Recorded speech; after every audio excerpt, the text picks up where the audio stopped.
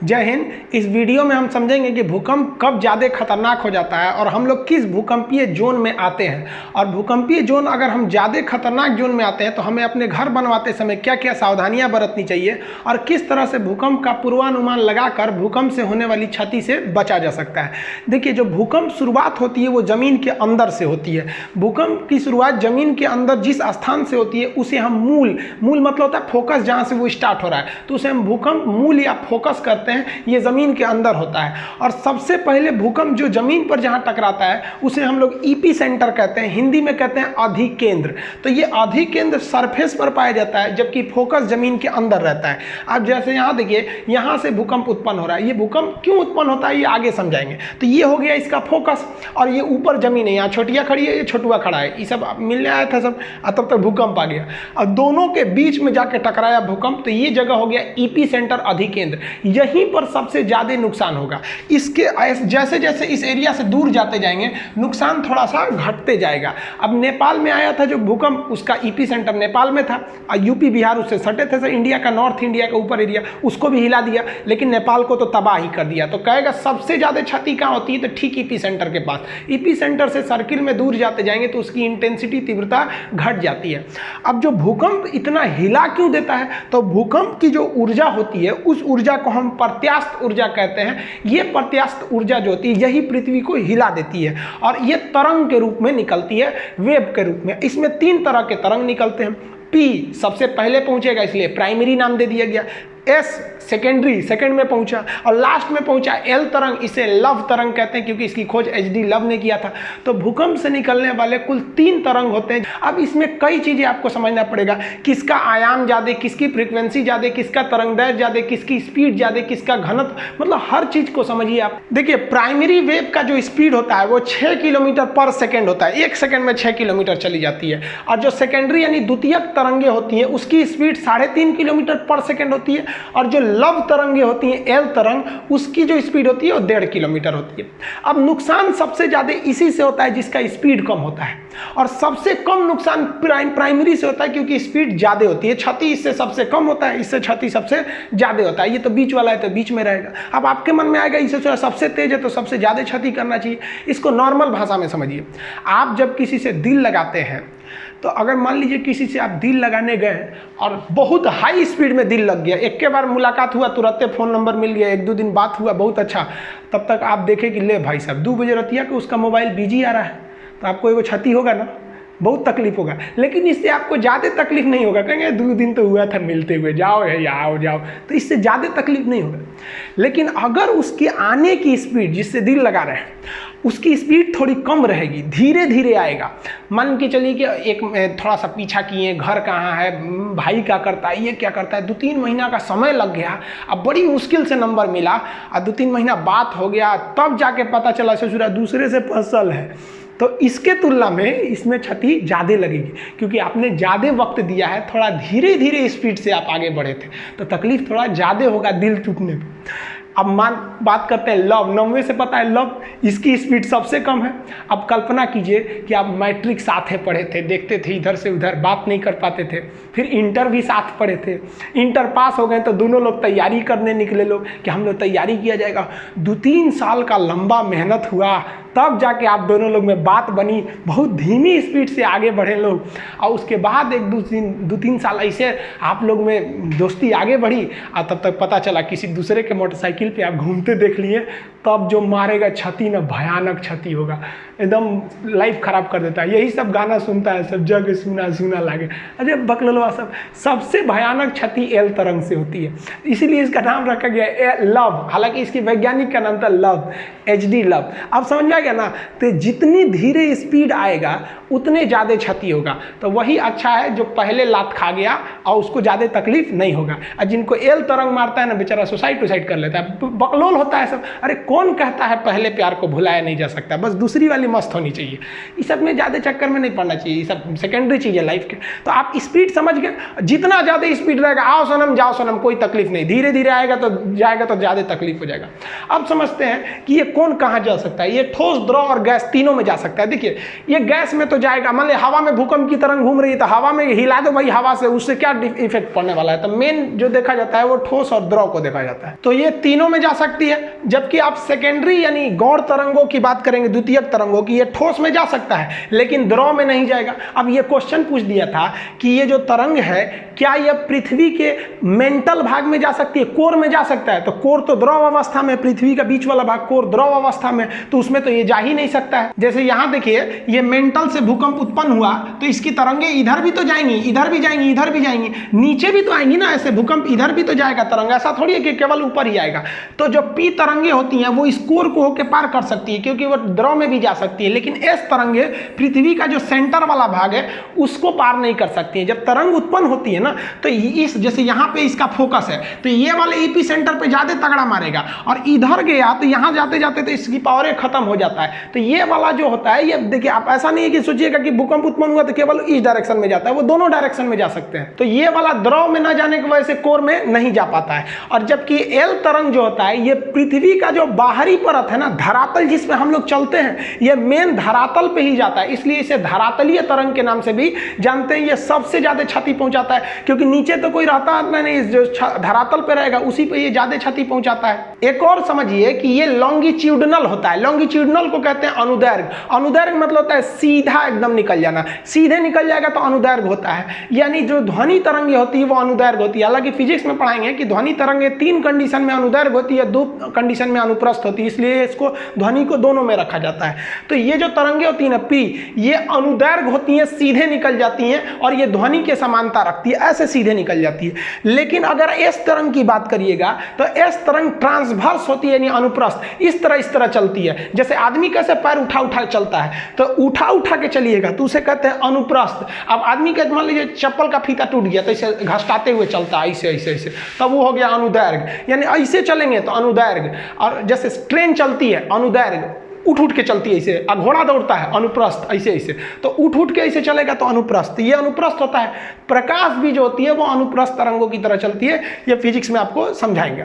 अब ये जो होती है ना, ये अनुप्रस्थ के समान ही समानता रखती है एल तरंगे, लेकिन ये ज्यादा घातक हो जाती हैं सब। यहाँ आप इमेज में देखिए कि ये सीधे निकल गई तो ये पी वेव्स है।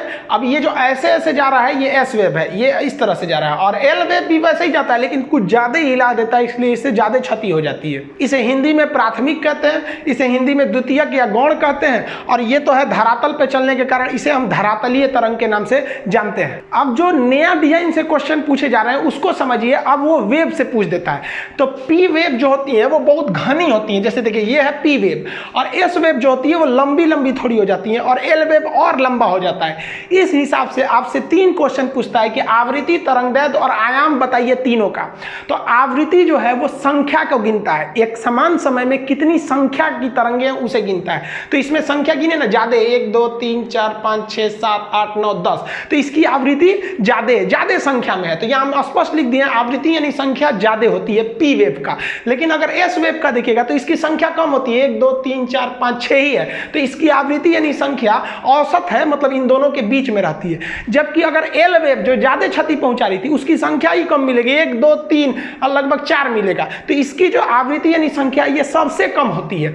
अब बात करते हैं वेवलेंथ यानी तरंगदैर्घ्य की। तो वेवलेंथ जो है वो दूरी को दर्शाता है। दूरी मतलब लंबाई, छोटी सी लंबाई रहेगी तो लंबाई कहते हैं, लंबाई बहुत बढ़ गया तो दूरी बताता है। तो ये जो है ये दूरी बता रहा है। तो देखिए, तो एक तरंग से दूसरे तरंग के बीच में इतनी ही दूरी दिख रही है, तो इसकी जो दूरी होती है वो बहुत कम होती है।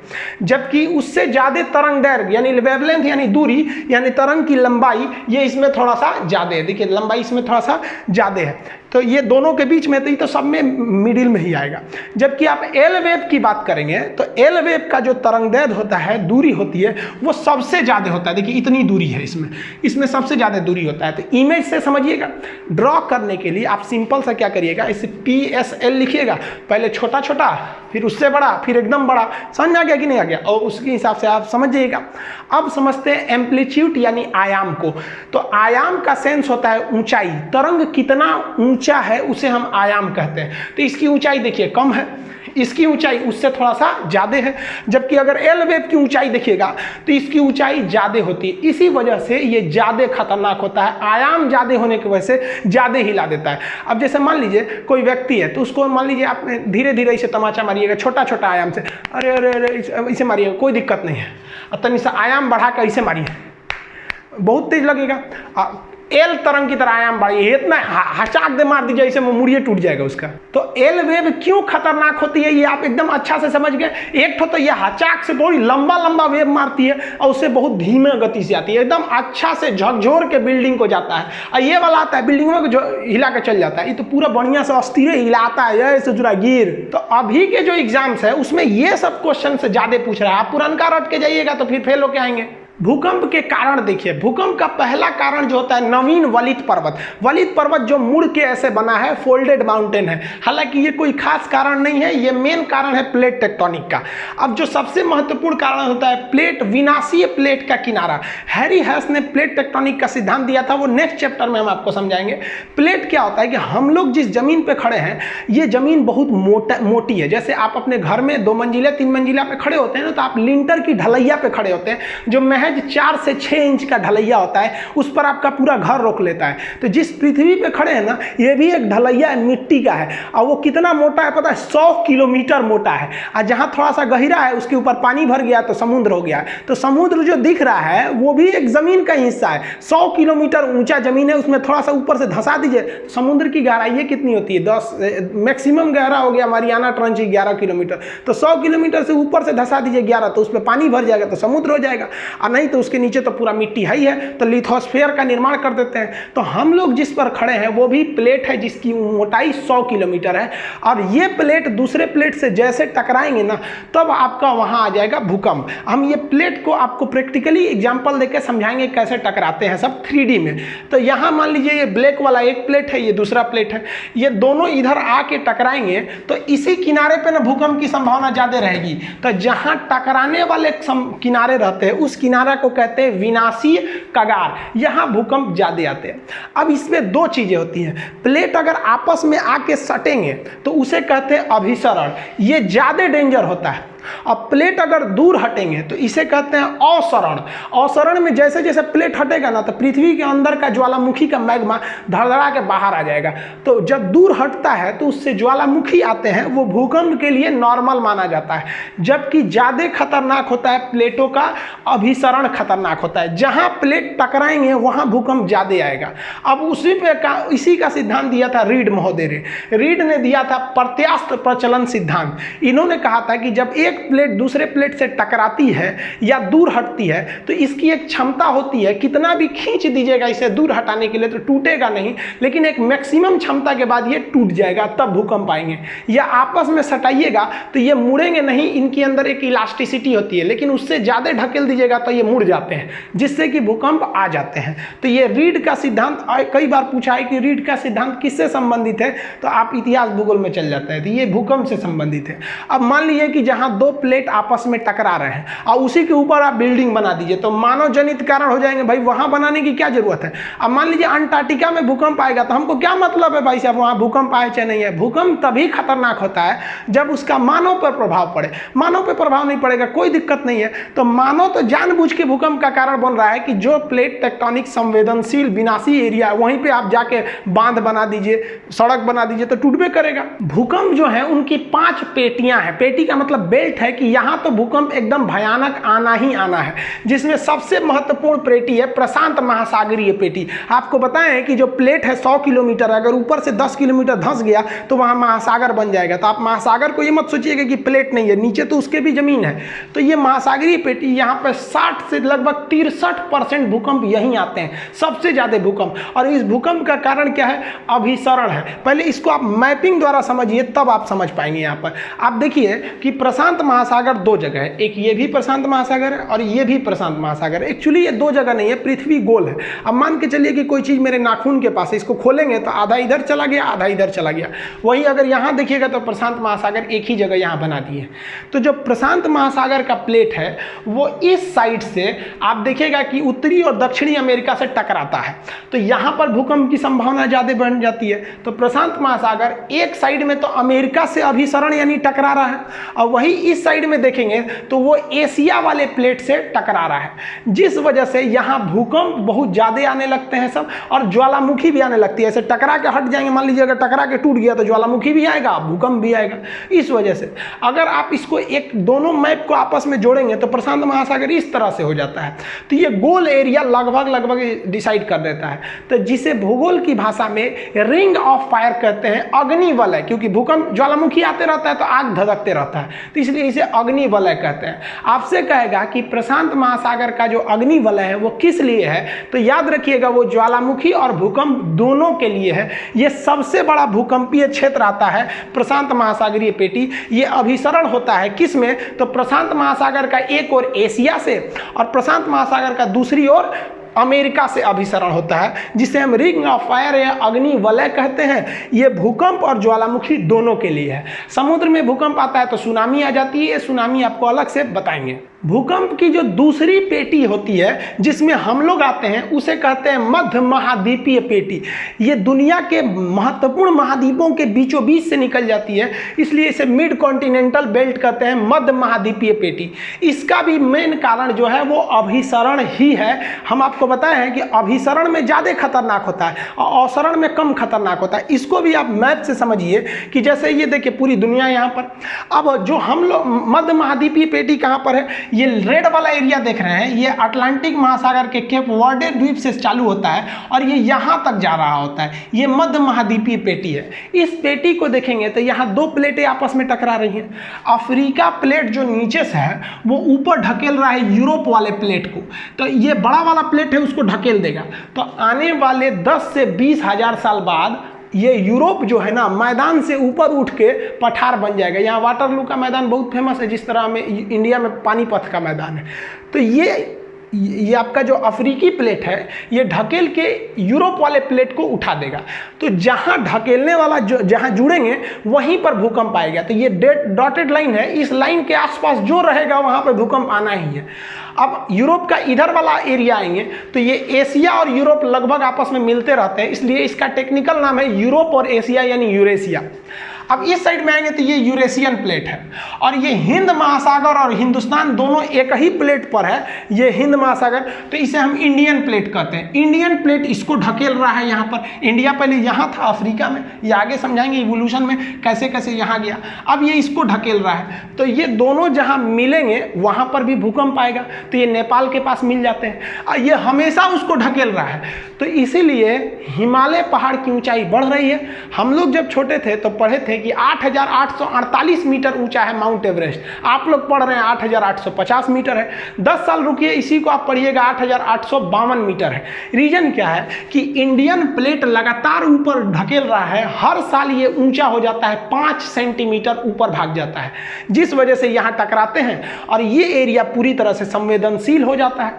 और चूंकि जहाँ टकराएंगे वहाँ पहाड़ बनने की संभावना ज़्यादा रहती है। आप यहाँ पे देखेंगे तो यहाँ पे आपको मिलेगा आपका पहाड़, आल्पस पर्वत से लेके इधर निकलेंगे तो यहाँ काकेशस पर्वत है, हिंदुकुश पर्वत है, हिमालय, आराकामियोमा।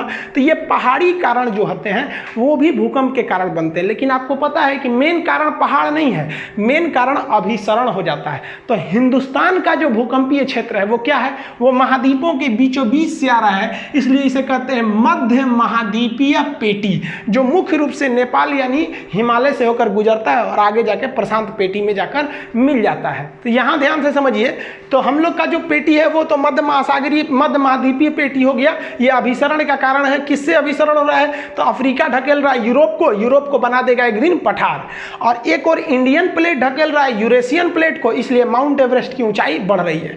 ये दोनों जहां मिलते हैं वहीं पे बन गया है हिमालय पर्वत। ये समझ में आ गया। अब जो तीसरी भूकंप की पेटी है उसे हम कहते हैं मध्य अटलांटिक पेटी। ये अटलांटिक महासागर के बीच में है, ये ज़्यादा खतरनाक नहीं है, ये अवसरण बंद करती है। कैसे, देखिए ध्यान से। ये अटलांटिक महासागर है, एस के आकार का है। इसमें क्या है कि इधर का प्लेट इधर जा रहा है और इधर का प्लेट इस साइड जा रहा है। तो ये अभिसरण नहीं हो रहा है जो खतरनाक होगा, बल्कि ये अवसरण हो रहा है। तो तो प्लेट जब दूर जाएंगे तो पृथ्वी के अंदर का जो मैग्मा है वो बाहर धधक के निकलेगा ज्वालामुखी से, तो मैग्मा इसमें बाहर निकल जाता है और ठंडा होकर वो एक चट्टान बना लेगा और ये लगातार फैल रहा है इसलिए लगातार मैग्मा निकलेगा और इसके अंदर एक बड़ा सा चट्टान बन गया है। समुद्र के अंदर डूबे हुए चट्टान या पहाड़ को हम रिज या कटक कहते हैं। तो इसके कारण क्या हो गया, यहाँ ज्वालामुखी आते हैं और वही ज्वालामुखी का मैग्मा ठंडा होकर एक कटक बना लिया है। तो ये दुनिया का सबसे लंबा कटक कहेगा तो मध्य अटलांटिक कटक है, क्योंकि अटलांटिक महासागर के बीचों बीच में है ये मध्य अटलांटिक कटक। तो ये मध्य अटलांटिक में अवसरण होता है जिससे क्या निकलते हैं, ज्वालामुखी, और इसी ज्वालामुखी के जमाव से कटक का निर्माण हो जाता है उस एरिया में। देखिए पृथ्वी पर अगर आप प्लेटों की बात करेंगे तो बड़े बड़े 7 प्लेट हैं जिसमें मुख्य रूप से महाद्वीप हैं, और छोटे छोटे प्लेटों की संख्या क्या करेंगे तो लगभग वो 20 है, लेकिन 20 फेमस नहीं है। उन 20 में से कुछ ऐसे भी छोटे प्लेट हैं जो ससुरे भूकंप ला देते हैं, तो उन्हें हम यहाँ लिखे हुए हैं। अब एक एक करके समझा देते हैं। हालांकि एप्लीकेशन पे तो इसका PDF वगैरह सब आज ही डाले हैं, अभी तो एप्लीकेशन आप लोग के लिए खुला नहीं है, वो जस्ट बताएंगे हम किस दिन खुलने वाला, अब 1 से 2 दिन में उसको खोल देंगे। तो इसको आप मैपिंग के हिसाब से समझिए। इन तीनों को पहले समझा देते हैं, फूका प्लेट, कोकोस प्लेट और नजका प्लेट। ये कहाँ पर है सब, इसको ध्यान से समझिए। अमेरिका जो है, उत्तरी अमेरिका, तो अमेरिका के जस्ट इस साइड में, पश्चिम साइड में प्रशांत महासागर में, यहाँ पर एक है फोका प्लेट। तो ये फोका प्लेट अमेरिका में भूकंप ला देता है क्योंकि प्रशांत महासागर वाला आके इसको ढकेल देता है, तो यहाँ भूकंप आ जाते हैं। यहाँ पर मैक्सिको के जस्ट इधर में है कोकोस प्लेट। अब याद रखिएगा, यहाँ एक कोको द्वीप है, यहाँ एक कोकोस द्वीप है, ना ये कोको है ना ये कोकोस है, ये कोकोस है लेकिन ये कोकोस प्लेट है। ये कोकोस प्लेट कहां लाता है तो प्रशांत महासागर में मैक्सिको के तट पर भूकंप लाता है। नजका प्लेट, ये कई बार यूपीएससी में पूछा है, नजका प्लेट कहां है, तो नजका प्लेट एक छोटा सा प्लेट है, वो प्रशांत महासागर में है लेकिन वो पेरू तट के पास है नजका प्लेट। तो ये छोटे छोटे प्लेट हैं लेकिन ससुरे विनाशी प्लेट है, दूसरे से टकरा रहे हैं। अगर वही आप अगर कोई प्लेट को देखेंगे, जैसे ये अटलांटिक प्लेट है जो नीचे की ओर है, तो ये अटलांटिक महासागर में प्लेट है लेकिन इसके पास कोई दूसरा प्लेट ही नहीं है, जिस वजह से यहां भूकंप वगैरह नहीं आते हैं सर। भाई टकराएगा तभी तो भूकंप आएगा। तो आपसे क्वेश्चन भी पूछता है कि वह कौन सा ऐसा महाद्वीप है जहां एक भी भूकंप नहीं आते हैं, तो अटलांटिक वाला है। अरे भाई ये नीचे वाला अटलांटिक कह रहे हैं, ये अंटार्कटिक वाला, तो ये अंटार्कटिक के पास कोई प्लेटें टकराने नहीं जा रहा है। टकराएगा तभी तो अभिसरण होगा और वो जो किनारा कगार है वो विनाशी कगार बनेगा, तो यहां भूकंप का लिए आएगा, नहीं आते हैं सब यहां पर। और छोटे छोटे प्लेट देखिए, तो अफ्रीका की भ्रंश घाटी, जब हम आपको बताए थे कि 8वां महाद्वीप जिलांडिया, तो उसमें बताए थे कि आने वाले समय में ये अफ्रीका में भ्रंश घाटी आ रही है जो इथोपिया से लेकर नीचे तक जा रही है। ये आने वाले 40 से 50,000 साल बाद ये कट कर अलग हो जाएगा। उसी तरह जिस तरह से हिंदुस्तान पहले यहाँ था, कट के अलग होकर वहाँ चला गया, ये भी अलग होगा। अब ये जो अलग होगा तो यहाँ भी भूकंप आएंगे, लेकिन यहाँ पर क्या है, यहाँ अभिसरण नहीं हो रहा है, अवसरण हो रहा है, दरार पड़ रही है, जिस वजह से यहाँ एक बहुत बड़ी दरार पड़ गई है जिसे बृहद भ्रंश के नाम से जानते हैं। ये भी भूकंपीय क्षेत्र में आ जाता है। यहाँ पर तंजानिया पहाड़ी वगैरह है जो भूकंपीय क्षेत्र में आ जाते हैं। और अगर और छोटे प्लेट की बात करेंगे तो ये वाला इंडिया के अंडमान के पास है। अंडमान के पास एक छोटा सा प्लेट है जिसका नाम है बर्मा प्लेट। म्यांमार का पुराना नाम बर्मा प्लेट। यही बर्मा प्लेट 26 दिसंबर 2004 को टकरा गया था इंडियन प्लेट के पास, सुमात्रा द्वीप के पास, जिससे भयानक सुनामी चली आई थी। समुद्र में आने वाले भूकंप को हम सुनामी कहते हैं। अब यहाँ देखेंगे तो ये जो दक्षिणी चीन सागर है उसका वो जो प्लेट है उसका जो ज्योग्राफिकल नाम है उसका नाम है सुंडा प्लेट, और यहाँ पर फिलीपीन के पास है फिलीपीन प्लेट। तो ये छोटे छोटे प्लेट हैं, ये 7 ऐसे छोटे प्लेट हैं जो हैं ससुरे छोटे, देखने में लगे छोटे लेकिन घाव करे गंभीर। ऐसे ससुरा बर्मा प्लेट छोटा दिख रहा था, सुनामी लेके चला आया। तो ये आप छोटे छोटे प्लेट समझे, और ये भी समझे कि अगर प्लेट टकराएगा नहीं तो वहाँ भूकंप नहीं आएंगे, जैसे अंटार्कटिका में भूकंप नहीं आते हैं। ये छोटे प्लेट हो गए, और ये अंटार्कटिका में भूकंप आते नहीं है, वहाँ आदमी भी नहीं रहता, आएगा भी तो कोई किसी काम का तो नहीं रहेगा। अगर इसका स्क्रीनशॉट लेना चाहते हैं तो ले लीजिए, नहीं तो फिर एप्लीकेशन पे पढ़ेंगे तो इसका PDF और टेस्ट तो सब बताएंगे आप लोग को। तो इसमें हम आपको मोटा मोटी हर एक प्लेट बताए हैं। ये प्रशांत महासागरीय प्लेट है जो इधर भी है। हम लोग का जो भूकंपीय प्लेट है वो है आपका मध्य महाद्वीपीय। इसका मध्य महाद्वीपीय क्यों नाम पड़ा, क्योंकि ये पूरे महाद्वीपों के बीचों बीच से आ रहा है, जिसमें मुख्य रूप से हिमालय और भारत का उत्तरी हिस्सा है। ये मध्य अटलांटिक है, इसमें तो अवसरण हो रहा है, इसमें तो भूकंप भूकंप ही नहीं आते हैं। अब समझते हैं भूकंपीय जोन किसे कहते हैं। वह एरिया जो प्लेटों के कगार के पास जहां टकरा रहे हैं ठीक वहीं पे आ जाएगा तो उसका भूकंपीय जोन ज़्यादा खतरनाक वाला हो जाएगा, उससे दूर जाएंगे तो कम खतरनाक। तो भूकंप के खतरे को भांपते हुए हम एरिया को बांट देते हैं, ये ज़्यादा संवेदनशील है, ये कम संवेदनशील है, उसे हम भूकंपीय जोन कहते हैं। भूकंपीय जोन 1 से लेकर 5 होते हैं। भूकंपीय जोन जो 1 है इसमें लगभग 5 तीव्रता का भूकंप आता है, जिसमें किसी को कोई दिक्कतें नहीं होता है। इसलिए भूगोलवेताओं ने अभी कह दिया है कि जो भूकंपीय जोन 1 है इसकी मान्यता को खत्म कर दिया गया है। भूकंपीय जोन को 2 से गिना जाता है, लेकिन कहेगा कितने होते हैं तो 1 से 5 होते हैं, और 1 वाले को अभी खत्म कर दिया गया है। जैसे जैसे आप भूकंपीय अभी क्या लिखेंगे आप, बट नाउ ओनली 4 जोन हो चुके हैं। जैसे जैसे आप भूकंपीय जोन 1 से किधर जाएंगे 5 की ओर, आप खतरे की ओर बढ़ रहे हैं, यानी डेंजर की ओर बढ़ रहे हैं। यानी सबसे खतरनाक जोन कौन सा आता है, 5वां जोन आता है। ये कहाँ मिलेगा, जहाँ एकदम प्लेट मिल रहा है, जैसे हिमालय का निचला भाग, नेपाल का एरिया, ये 5वें जोन में आता है। 1 नंबर जोन तो खत्म कर दिया गया है, हिमालय आपके 5वें जोन में आता है। यहाँ नक्शा दे दिए है, इसको आप स्क्रीनशॉट में लेके देख सकते हैं। जो रेड कलर से दिया है वो जोन नंबर 5 है, जिसमें कश्मीर आता है, ये आपका हिमाचल प्रदेश, उत्तराखंड, नेपाल का वह एरिया जो बिहार यूपी से सटता है वो हो गया, पूर्वोत्तर भारत हो गए लाल वाले एरिया में। लाल मतलब कौन सा है, भूकंपीय जोन 5 है। ये गुजरात का ऊपर वाला कच्छ जो है, भुज में तो 26 जनवरी 2001 को भूकंप आ गया। सोचिए सब लोग झंडा फहरा रहे थे, लोग सुबह सुबह भूकंप आ गया, बहुत खतरनाक भूकंप था वहाँ पर। ये तो इस बार एग्जाम में भी पूछा था किस दिन आया था। बाकी अगर आप देखेंगे तो भूकंपीय जोन 2 जहाँ से अब तो मेन शुरुआत हो रही है, हम आपको पहले ही बोले कि 1 नंबर खत्म हो गया। आप इस नक्शा में भी देखिएगा तो भूकंपीय जोन 2, 3, 4, 5 को बनाया गया है। तो देखिए दक्षिण भारत में ये वाला एरिया कम है, 3 नंबर में आ जाता है येलो जोन। तो यहाँ से आप कलर के हिसाब से जोन डिसाइड कर सकते हैं कि आप किस जोन में आते हैं। अभी जो बताएं वो आपके पीसीएस लेवल या फिर आपके यूपीएससी लेवल में वहां से ज्यादा क्वेश्चन आते हैं। अब ग्रुप डी, खलासी, चपरासी, गैंगमैन, सफाई कर्मी, इस सब के एग्जाम में क्या पूछेगा, बच्चा वाला चीज कि भूकंप को किस मशीन से नापते हैं, तो सिस्मोमीटर से नापते हैं। ये मशीनमा का नाम है सिस्मोमीटर, ये नाप देता है वहां पर। भूकंप की स्टडी को क्या कहेंगे, सिस्मोग्राफ कहेंगे, सिस्मोलॉजी कहते हैं। किस ग्राफ से नापते हैं, तो उसे जिस ग्राफ पे उसको बनाया जाता है उस ग्राफ का नाम होता है सिस्मोग्राफ। किस स्केल से नापते हैं, तो स्केल कई ठो है जिसमें रिक्टर स्केल फेमस होते हैं। पहले आप ग्राफ और स्केल में अंतर समझिए। यहां हमने ग्राफ बना दिया कि भैया ये भूकंप आया है, ग्राफ बना दिए। अब इस ग्राफ को नापिएगा कैसे, कि भाई किलो में नापिएगा कि लीटर में नापिएगा कि सेंटीमीटर में, कोनो ना कोनो एक स्केल रहना चाहिए ना। जैसे गेहूं को आप किलो में नापते हैं, पानी को लीटर में नापते हैं, तो चीजवा तो वही है, उसको नापने के लिए यूनिट चाहिए, कोई ना कोई स्केल चाहिए। तो इस ग्राफ को कहते हैं सिस्मोग्राफ। इस ग्राफ की ऊंचाई या खतरा को नापने वाले मीटर को कहते हैं हम लोग रिक्टर स्केल। तो ग्राफ अलग है, स्केल अलग है, मशीन अलग है, और इसका पूरा अध्ययन सिस्मोलॉजी कहलाता है। अब जो स्केल होते हैं सिस्मोग्राफ को नापने वाले स्केल, ये पहले एक फेरल स्केल था जिसे रॉसी स्केल भी कहते थे, ये सफल नहीं हुआ। मार्केली स्केल, ये तो एकदम गलत था, इसमें 1 से लेकर 12 तक अंक थे। ये प्रेक्षण और अनुभव पर आधारित था कि इस साल जो अगर 10 गो घर गिराया है तो मान लीजिए कि भूकंप की तीव्रता 6 है, और अगली बार मान लीजिए गिरा दिया 20 गो या 40 गिरा लिया तो उससे ज़्यादा है, मतलब ये अनुभव के आधार पर है। नहीं समझिए तो ये फालतू हो गया, इसको भी निकाल दिया गया।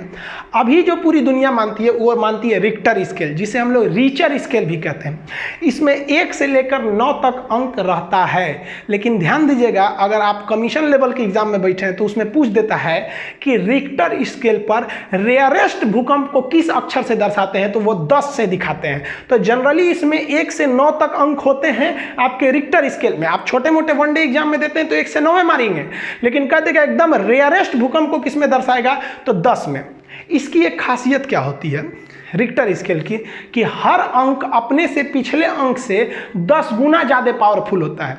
यानी अगर आपसे कह रहा है कि रिक्टर स्केल पर कोई भूकंप आया है जिसकी तीव्रता है 6, और रिक्टर स्केल पे एक भूकंप आया जिसकी तीव्रता है 7, तो आपको अंक में भले दिखेगा कि 6 से 7 एक ही अंक है, लेकिन पावर देखेंगे तो 10 गुना ज़्यादा खतरनाक होता है। तो रिक्टर स्केल पर हर एक अंक अपने से पिछले अंक से 10 गुना ज़्यादा खतरा को लेकर रखता है। रिक्टर स्केल पर अगर 7 तीव्रता से कम का भूकंप है तो उससे कोई लॉस नहीं होगा, बस आपको हल्का हल्का हिला के चल जाएगा। लेकिन अगर 7 तीव्रता का भूकंप है तो जरूर क्षति पहुँचाएगा, और 7 से भयानक जितने ज़्यादा आप चले चले जाइए और भयानक आ जाएगा। फुकुशिमा में तो आ गया था 9 तीव्रता का भूकंप। नेपाल में जो आया था 8.1 था, जो लांबा जूम जिसका सेंटर था 2015 वाला का। तो ये आप समझ गए रिक्टर स्केल, ये सब बच्चा वाला चीज़ है। आगे समझिए, देखिए एक लाइन आप पढ़े होंगे आइसोसिस्मल लाइन। आइसोसिस्मल लाइन जो होता है उसे हम समान तीव्रता यानी समान क्षति वाले एरिया को मिलाता है। जैसे मान लीजिए कि यहाँ भी आया 6 तीव्रता का भूकंप, यहाँ भी आया 6, यहाँ भी आया 6, यहाँ 6, लेकिन यहाँ आ गया 7। तो आइसोसिस्मल लाइन कैसे खींचेगा, इसे मिला दीजिए। तो एक जैसी तीव्रता वाले, जहाँ एक जैसी तीव्रता रहेगी वहाँ एक जैसे नुकसान भी होगा। तो समान तीव्रता वाले जगह को मिलाने वाली लाइन को कहते हैं आइसोसिस्मल लाइन। लेकिन ये पुराना हो गया ये क्वेश्चन। अब पूछता है कि होमोसिस्मल लाइन क्या है। तो होमोसिस्मल लाइन उस लाइन को कहते हैं जो टाइमिंग को बताता है। एक साथ भूकंप आ गया, जैसे मान लीजिए यहाँ कोई जगह 10 बजे भूकंप आया, एक जगह यहाँ भी 10 बजे आया, यहाँ भी 10 बजे आ गया और यहाँ आया आपका 12 बजे। तो ये होमोसिस्मल में तो आएगा नहीं, ये भी 10 बजे आया, ये भी आया, ये भी आया। जो एक टाइम पर भूकंप को मिलाते हैं, समान समय को दर्शाएगा, तो वो हो जाता है होमोसिस्मल। और समान तीव्रता यानी समान क्षति को दर्शाएगा तो हो जाता है आइसोसिस्मल लाइन। ये वाला ज़्यादा पूछता है आजकल एग्जाम में। आप समझते हैं इसकी भविष्यवाणी या इसका प्रेडिक्शन किया जा सकता है कि नहीं। तो एक लाइन में जवाब है कि भाई आप भूकंप का वर्तमान समय में कोई भविष्यवाणी नहीं कर सकते हैं, लेकिन कुछ ऐसी सावधानियां हैं जिससे पता चल सकते हैं कि भूकंप आने वाला है या नहीं। जैसे कि वायुमंडल में रेडान गैस तो पाया नहीं जाता, ये सबसे भारी गैस है, लेकिन भूकंप और ज्वालामुखी आने से पहले इसकी मात्रा बहुत ज़्यादा बढ़ जाती है। तो जो मशीन है इसको नापने वाले बता देते हैं कि रेडान गैस बढ़ रहा है, इसका मतलब भूकंप आने वाला है। दूसरा कि वायुमंडल में इलेक्ट्रोमैग्नेटिक वेव अचानक बढ़ जाते हैं। अब जो मशीनें हैं इलेक्ट्रोमैग्नेटिक वेव को नापने वाली, वो भी बता सकती हैं। ये दोनों तो आप अपने मन से नहीं बता सकते हैं। और जो तीसरा चीज होती है वो एनिमल, कुछ ऐसे जानवर होते हैं, कुत्ता, बिल्ली, सियार, जो भूकंप से पहले आने वाली जो ध्वनि होती है, वो ध्वनि जो होती है अवश्रव होती है, जिसकी जो फ्रीक्वेंसी होती है 20 हर्ट्ज से कम होती है। तो 20 हर्ट्ज से कम फ्रीक्वेंसी होने की वजह से हम लोग नहीं सुन पाते हैं, ये जानवर सुन लेते हैं और लगते हैं सब भागने वाला जगह खोजने। तो जानवरों की बिहेवियर में अचानक चेंजिंग से भी आपको चेतावनी ले लेना चाहिए कि क्या यहाँ भूकंप आने वाला है या नहीं है। लेकिन ये चेतावनी बहुत कम समय में मिल पाता है, 10 से 15 मिनट के अंदर आ जाता है।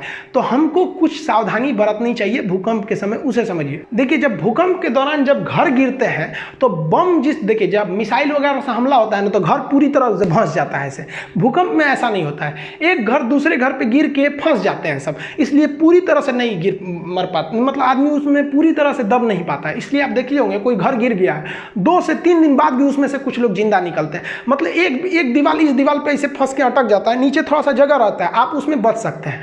तो इसके लिए आपको करना क्या चाहिए, घर का जो कोना वाला एरिया है, कोना में क्या होगा कि ये भी दीवार एक दूसरे पे आके अटक जाएगी। आप बीच में रहेंगे तो भाई इधर कोई भी गिरेगा तो बीच में ना गिरता है, तो आप कोना में चले जाइएगा, कोई दीवार के कोने में चले जाना चाहिए। और कोई मजबूत चौकी वगैरह जो होता है उसके नीचे घुस जाना चाहिए। कभी कभी भूकंप क्या होता है, ज्यादा खतरनाक नहीं होता है। मान लीजिए 6 या 6.5 का भूकंप आया तो कोई छोटा मोटा छज्जा है या घर का 1-2 ईंट गिरेगा, पंखा उनका गिर जाएगा, खोपड़िया भी गिर जाएगा तो मर जाएंगे। तो मजबूत चौकी वगैरह के नीचे घुस जाना चाहिए। इससे क्या होगा कि कम तीव्रता का रहेगा तो आप बच जाएंगे, मुंह हाथ नहीं फूटेगा। कोना में खड़े हो जाएंगे तो जैसे कोना में खड़े रहेंगे तो गिरे उड़ेगा बिल्डिंग ना, तो थोड़ा सा आप सेफ हो सकते हैं। लेकिन सबसे जरूरी जब आप घर बनवाइए तो घर बनवाते समय याद रखिएगा भूकंप रोधी छड़ जरूर दिलवाइएगा। गलती इंसान घर बनवाने में 2 ही ठोकर देता है। एक जो पेंट कराता है तो पेंट में एंटी इंसेक्ट एक केमिकल आता है, वो पेंट में मिला के घर में पेंट कर दीजिएगा ना तो 5 साल तक कीड़े मकोड़े, मकड़ी उकड़ी, छिपकली वगैरह नहीं लगते हैं सर। तो आदमी ऐसे पेंट करा देता है, एकदम व्हाइट पुट्टी मार एकदम बड़ी। भाई साहब ये सब भी थोड़ा ध्यान रखा कीजिए। और लकड़ी के चीज़ पे पेंट मारते समय उसमें भी आपको मिला देना चाहिए कीटनाशक, घुन नहीं लगेंगे, तो ये तो नॉर्मल चीज़ है। लेकिन बिल्डिंग में जब छड़ दीजिएगा तो भूकंप रोधी छड़ जरूर दीजिएगा। ये क्या करते हैं सब, फ्लेक्सिबल थोड़ा होते हैं सब, भूकंप के छोटे मोटे झटके को रोक सकते हैं सब। दुनिया में सबसे ज़्यादा भूकंप अगर आता है जापान में, लेकिन उसने ये टेक्नोलॉजी का प्रयोग करके वहाँ बहुत ही कम लोगों की जान जाती है। अब ये भूकंप के अलावा एक चीज़ होता है सुनामी। सुनामी को जो होता है वो समुद्र के अंदर आने वाले भूकंप को ही सुनामी कहते हैं। आई होप आप ये सब समझ गए होंगे। एप्लीकेशन में इसका PDF वगैरह डाल दिया गया है। एप्लीकेशन जिस दिन आएगा उस दिन एप्लीकेशन की फीस बहुत ही कम रहेगी। देखिए एप्लीकेशन को हम कभी भी अलाउंस कर सकते हैं, जिस दिन एप्लीकेशन अलाउंस करेंगे उस दिन जो फीस रहेगा वो केवल 9 रुपये रहेगा। और 9 रुपये 2 रुपये GST लगेगा, यानी 11 रुपये में आपको 11 रुपये में बढ़िया चाय नहीं मिलेगा। केवल उस दिन 11 रहेगा। आएगा, उसके बाद फिर फीस जो है ना बढ़ जाएगा उस दिन उसके बाद। इसलिए आप लोग अगर पढ़ना चाहते हैं बढ़िया से, जीरो से लेकर एकदम कमीशन लेवल तक, तो भाई आप तैयार रहिएगा। फर्स्ट दिन लीजिएगा, पैसे बच जाएंगे, अगले दिन लीजिएगा फिर हमको नहीं बोलिएगा। समझ में आ गया? आप ये समझ गए होंगे। मिलेंगे नेक्स्ट वीडियो में, तब तक के लिए जय हिंद।